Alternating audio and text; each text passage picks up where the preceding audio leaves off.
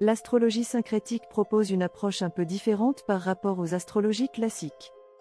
La première différence est l'étude de la polarité yin-yang d'un thème et de sa dynamique. Cette forme d'astrologie considère que le sexe de naissance mais aussi l'ère aussi, thème diurne ou nocturne, et la phase lunaire de naissance impactent la façon d'interpréter le thème natal entre le mode émissif et le mode réceptif. En dynamique dans le temps, elle considère que les éclipses lunaires et solaires vont modifier cette polarité tout au long de la vie du natif. Cette polarité impacte également la prédominance du cercle étudié, tropical ou sidéral, pour la personne. Elle considère que les deux luminaires gèrent deux types de cercles différents. Le Soleil est le luminaire du jour et règne sur le zodiaque tropical, cercle intérieur de l'astrologie syncrétique. Elle intègre entre autres également les 24 termes solaires chinois et les 72 Uos.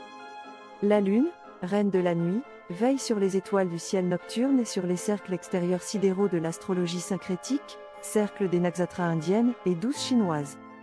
Elle utilise un Ayanamsa basé sur le centre galactique et l'axis mundi marqué par l'étoile polaire du moment. L'astrologie syncrétique étudie l'impact karmique des étoiles via le fichier de Paran et prend en compte les coordonnées équatoriales des étoiles, déclinaison et ascension droite, de même que leur distance en années-lumière, ce qui permet aux praticiens de remonter le temps et de retrouver, dater, et localiser les vies passées via une technique propre à cette astrologie, les fragments régressifs. Autre différence importante, l'astrologie syncrétique estime que les aspects de déclinaison sont les plus puissants du thème. Mais elle ne néglige ni les aspects majeurs, ni les aspects mineurs.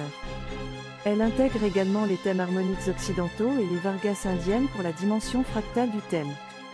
Les répétitions de phases lunaires de naissance sont très importantes en astrologie syncrétique, de même que les périodes planétaires indiennes, Vimsotari Dasha. La signification des nœuds lunaires prend en compte les dimensions occidentales et védiques et propose une voie médiane. Elle calibre ses études via plusieurs systèmes de domification selon des règles précises et privilégie principalement un panachage domification temporelle, domification zodiacale, signe entier égale maison. Des règles spécifiques concernant les naissances en latitude extrême impliquent alors la domification méridienne. Quant aux études stellaires, elles se font en domification campanus ou méridienne. Les mi-points de l'astrologie uranienne sont très utilisés et permettent d'étudier les configurations et dessins planétaires. Elle estime que le diagramme du septénaire explique la descente de l'âme dans le corps. Elle utilise ponctuellement le zodiaque sidéral à 13 constellations inégales pour étudier les thèmes d'entre-deux-vies. Elle fusionne des techniques issues de toutes les astrologies, indiennes, tropicales, hellénistiques, chinoises, mayas, etc. Enfin, elle ajoute une dimension spirituelle avec l'intégration de l'astrologie galactique et de l'astrologie ésotérique. De nombreuses autres différences sont à découvrir dans le PDF gratuit sur le blog de l'astrologie syncrétique.